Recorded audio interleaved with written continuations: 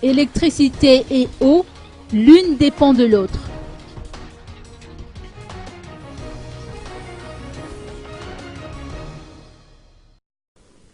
Une partie du système d'approvisionnement en eau potable fonctionne avec de l'électricité, selon les précisions apportées par Fénou Rangianarsou, responsable communication de la Jirama.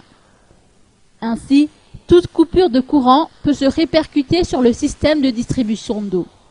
Lorsque la machine est de nouveau opérationnelle après une panne d'électricité, elle se met d'abord à remplir les citernes. Les pressions d'eau parvenant dans les tuyaux ramassent ensuite les détritus, d'où la couleur jaunâtre de l'eau sortant du robinet. Le responsable de la Jirama a tenu à rassurer les consommateurs en soulignant que même dans ce cas de figure, l'eau n'est pas impropre à la consommation. Les coupures de courant de ces derniers temps ne trouvent pas leur origine dans les délestages. Qui dit délestage dit insuffisance de l'électricité, nécessitant ainsi une répartition, une rotation dans l'approvisionnement.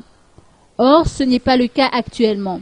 De l'avis de Fénou Rangianarsou, de nombreux facteurs peuvent être à l'origine de ces coupures. Il a mentionné les vols de câbles électriques, les actes frauduleux ou encore les pannes causées par les intempéries.